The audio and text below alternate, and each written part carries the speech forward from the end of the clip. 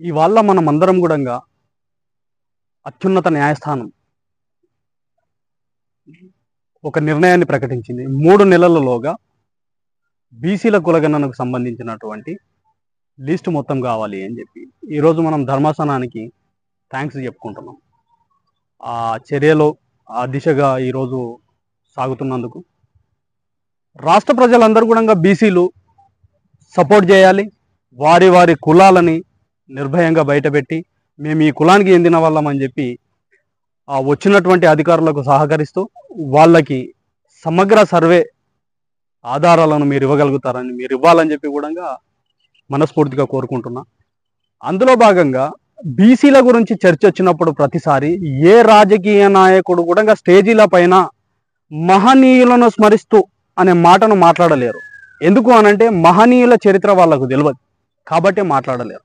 Doctor RS Praveen Kumar గారు ప్రతి stage మీద ఏ స్టేజ్ నన్న తీసుకోండి, ఆ స్టేజ్లో జై భీమ్ అనే నినాదంతో పాటు మహనీయులను స్మరిస్తూ దొడ్డి కొమరయ్య, చాకలి ఐలమ్మ, పండగల సాయన్న, సర్దార్ సర్వాయి పాపన్న వీళ్ళ మహనీయులను స్మరిస్తూ వీళ్ళంతా కూడా మా భవిష్యత్ తరాల కోసం పోరాడినటువంటి నాయకులు, మహనీయులు, వాళ్ళ చరిత్రను చెప్తూ అక్కడ ప్రసంగాలు మొదలుపెట్టేది. మరి ఏ రాజకీయ నాయకుడు ఈరోజు స్టేజీల మీద ఏ ప్రసంగాలలో కూడా మహనీయులను స్మరిస్తూ అనే మాట మాట్లాడినటువంటి రాజకీయ నాయకులు ఈరోజు బీసీల కులగణన అనగానే వాళ్ళ ఒన్నులో వెనుకబడుతూ ఉంది.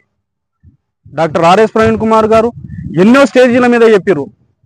జై భీమ్ అనే నినాదంతో పాటు జై భీమ్ అంటే ఏందో తెలియని మిత్రులు చాలా మంది ఉన్నారు. జై భీమ్ అంటే అది ఒక వర్గానికి చెందిన వర్డ్గా భావిస్తున్నారు. కాదు, జై భీమ్ అనే పదం ఏంటి అంటే జ్ఞానం వర్ధిల్లాలి. జై భీమ్ అనే పదానికి అర్థం జ్ఞానం వర్ధిల్లాలి. మీరందరూ గమనించాలి. అదేవిధంగా డాక్టర్ ఆర్ఎస్ ప్రవీణ్ కుమార్ గారు బీసీల గురించి ఎంతో గొప్పగా మాట్లాడారు. కానీ ఆ రోజు ఆయనను ఎవరు కూడా స్టేజీల మీద బీసీల గురించి మాట్లాడుతుంటే కింద ఉన్నటువంటి బీసీలు కూడా సపోర్ట్లు కొట్టిరు, అక్కడికే మర్చిపోయారు. బీసీల కోసం పోరాడినటువంటి వ్యక్తి, బీసీల కోసం గళాన్ని నిలిపించినటువంటి వ్యక్తి, ప్రతి స్టేజ్ మీద కూడా బీసీల ఔన్నత్యం కోసం పోరాడినటువంటి వ్యక్తి ఎవరైనా ఉన్నారంటే అది డాక్టర్ ఆర్ఎస్ ప్రవీణ్ కుమార్ గారు.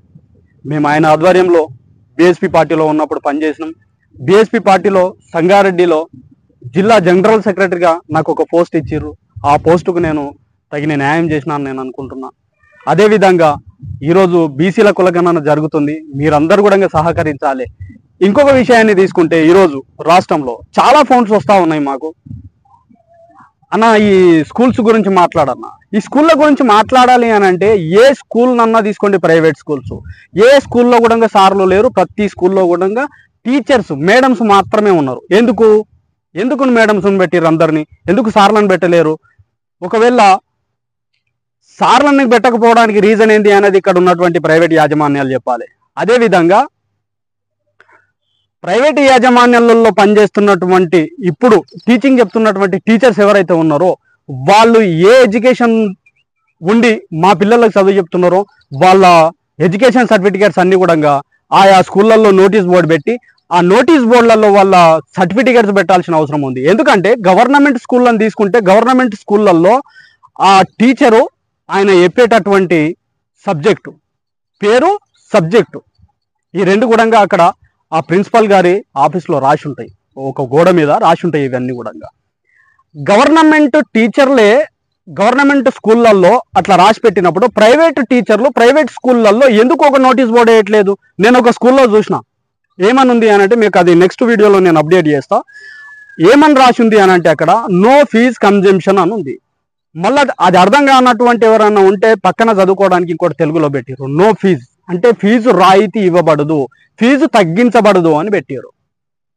దీని మీద ప్రభుత్వం చర్యలు తీసుకోవాలి. ఒకవేళ ఈరోజు గవర్నమెంట్ స్కూళ్ళనే మీరు అభివృద్ధి చేసినట్టుంటే, గవర్నమెంట్ స్కూళ్ళల్లో విద్య సరిగ్గా అందినట్టుంటే ప్రైవేట్ స్కూల్కి ఎందుకు వెళ్తుర్రు? గవర్నమెంట్ స్కూల్ అభివృద్ధి లేకనే కదా. ఇప్పుడు మొన్న గురుకుల పాఠశాలలలో టీచర్లని నిర్దాక్షణంగా తీసేసారు. డాక్టర్ ఆర్ఎస్ ప్రవీణ్ కుమార్ గారు ఎప్పుడైతే గలమెత్తడం మొదలు పెట్టారో మళ్ళీ 24 గంటలలో వాళ్ళను స్కూళ్ళల్లో తీసుకోవాలి, మళ్ళీ గురుకుల పాఠశాలలలో వాళ్ళని కొనసాగించాలని చెప్పారు. గురుకుల పాఠశాలను కనుక మీరు గట్టిగా డెవలప్ చేసి ఉంటే, గురుకుల పాఠశాలల మీద ఎప్పుడైతే ఆర్ఎస్ ప్రవీణ్ కుమార్ గారు సెక్రటరీగా ఉండి ఆ స్కూళ్ళను అభివృద్ధి చేసినప్పుడు ఉన్నటువంటి విద్య కానీ అక్కడ ఫుడ్ కానీ ఈరోజు లేదు. ఒకవేళ ఆర్ఎస్ ప్రవీణ్ కుమార్ సార్ ఏదైతే ఆ స్కూళ్ళను డెవలప్ చేసినట్టుగా ఈ రోజు కూడా ఆ స్కూల్ అదే విధంగా డెవలప్లో ఉండి మరి ప్రైవేట్ స్కూల్ వ్యవస్థలో కొద్ది అన్న విద్యార్థులు గురుకుల పాఠశాలల వైపు మొగ్గు చూపేటోళ్ళు, గురుకుల పాఠశాలల వైపు వెళ్ళేటోళ్ళు, గురుకుల పాఠశాలలలో చదువుకోవడానికి వాళ్ళు ఆసక్తి చూపించేవాళ్ళు. ఈరోజు కొద్దిగా గొప్ప ఎకరాము 2 ఎకరాల భూమి ఉన్నటువంటి తల్లిదండ్రులు మా పిల్లలను కూడా ఉన్నతమైన చదువులు చదివించాలని చెప్పి ప్రైవేట్ స్కూళ్ళల్లో జాయిన్ చేస్తూ ఉంటే ప్రైవేట్ స్కూళ్ళల్లో ఉన్నటువంటి టీచర్స్ వాళ్ళు ఏం చదువుకొని వచ్చారో ఎవరికి తెలియదు. ఇప్పుడు కొన్ని స్కూళ్ళల్లో నేను వెరిఫై చేసినప్పటికీ, ఎంక్వైరీలు చేసినప్పటికీ అక్కడ నాకు తెలిసిన విషయం ఏంటంటే 10th ఓగామే, డిగ్రీ ఓగామే, ఇంటర్ ఓగామే వీళ్ళని తీసుకొచ్చి మా పిల్లలకు చదువు చెప్పిస్తూ ఉన్నారు. ఈరోజు ఇప్పుడు మా ప్రాంతంలో నేను తిరిగి చూస్తూ ఉన్నా కదా, ప్రతి స్కూల్లో నేను విజిట్ చేస్తూ ఉన్నా. విజిట్ చేసిన ప్రతి స్కూల్లో కూడా 10th, ఇంటర్, డిగ్రీ వీళ్ళతో మాకు చదువు మా పిల్లలకు చదువు చెప్పిస్తూ ఉన్నారు. మళ్ళీ ఇంకొకటి ఏంటి అని అంటే ఎంట్రెన్సీలోనే ఒక బోర్డు ఉంటుంది, నో ఫీజు రియంబర్స్మెంట్, ఫీజు రాయితీ ఇవ్వబడదు, ఫీజు తగ్గించబడదు, ఫిక్స్. దీని మీద ప్రభుత్వం చర్యలు తీసుకోవాలి. లేదు అనంటే ప్రైవేట్ స్కూళ్ళల్లో చదువుతున్నటువంటి తల్లిదండ్రులను అందరినీ ఏకం చేసి ఈ ప్రైవేట్ స్కూళ్ళ మీద మేము యుద్ధం ప్రకటిస్తామని కూడా ఈ సభాముఖం నేను అందరికీ చెప్తా ఉన్నా. మీరందరూ కూడా గమనించాలి, ఫీజు రియంబర్స్మెంట్, ఫీజు రాయితీ ఇవ్వబడదు అని ఏ ప్రైవేట్ స్కూల్ చెప్పినా కూడా మీకు ఎలాంటి సమస్య ఉన్నా కూడా నా న్యూస్ ఛానల్లో కింద కామెంట్ పెట్టండి, అలాగే మీ ఫోన్ నెంబర్ పెట్టండి, ఆ స్కూల్ ఏదో కూడా పెట్టండి. నేను వస్తా, నేను మాట్లాడతా, వాళ్ళు ఎట్లా తగ్గారో కూడా చూద్దాం.